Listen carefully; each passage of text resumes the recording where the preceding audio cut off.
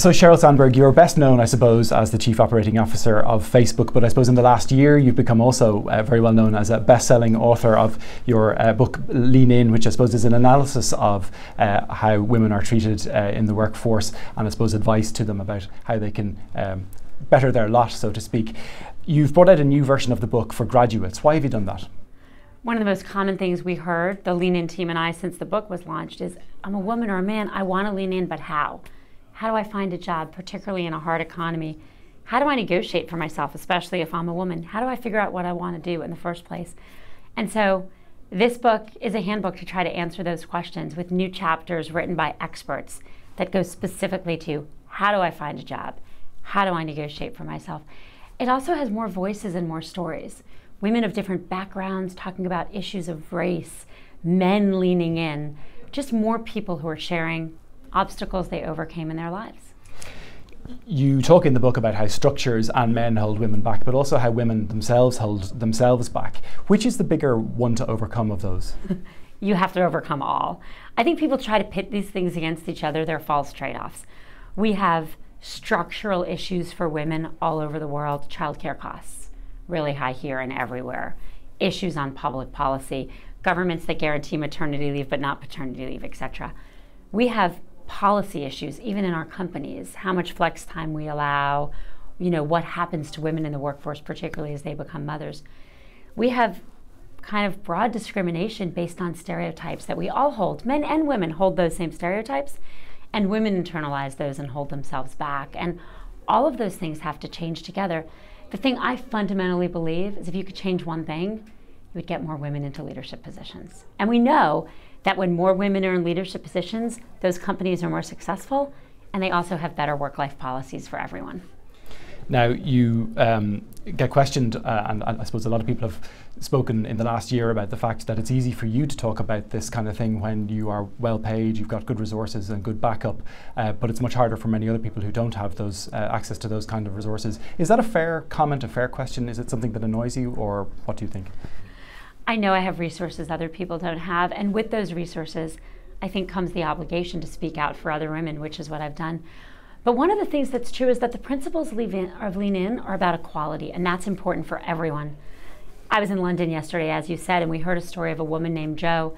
She interviewed for an assistant principal job in a town outside of London in what is a very low-income school, in her words. These are working class parents and working class families. And they asked her to do a mock lesson plan, and she took the principles of Lean In, and that's how she did her plan. She got the job, and now she's working on using these principles throughout the school because she really believes for these more disadvantaged students, these principles of not holding themselves back and how to overcome adversity are a great learning tool. And so we've seen Lean In be broadly used across all different kinds of people with all different kinds of backgrounds. Equality is important for all of us. Is the tech industry any better when it comes to all of this than any other industry? People ask this all the time. Is the tech industry worse? Is the finance industry worse? Is my country worse? It's actually a challenge to have women in leadership roles everywhere. Women have less than 6% of the top CEO jobs in every country in the world, including mine. So yes, there's a range from 0 to 6%, but that's not to 50. The challenge is in every industry and every government because we don't expect and support and encourage women to lead. We expect and support and encourage men to lead, and then we are surprised and often negative on female leadership. And that's what Lean In is going to change. Some people say that you are so good at talking about this kind of area and doing things about it that perhaps a career in politics would help you further that even more. Is that something you're considering? I'm not considering running for office, and I think it's really important that we have senior women in business as well. So I really love my job and believe that it's important that I keep doing it. What's the one biggest thing that employers can do to help change the dynamic and the culture in their organizations? The most important thing they can do is make sure they have workplace policies in place that support women, particularly through the childbearing years, and also understand and surface bias. Women are told in their reviews all the time that they're too aggressive, something men are almost never told. We know that men are more aggressive than women, but if you as an employer understand that, rather than let someone say to the next woman, you're talking too much, you're too aggressive, you can think, wow, people think that because of gender bias, and I can fix that in my company just with simple awareness. Is it not true that many men, though, suffer from inadequacies and fears in the same way as women do? They do, and I say that in my book. The fears of feeling like a fraud, of not feeling like you own your seat at the table, men experience those as well. Men of any race, also particularly minority men do.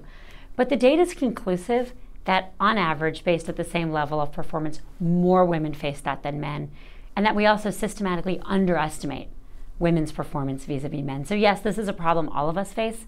It's just of particular concern for women.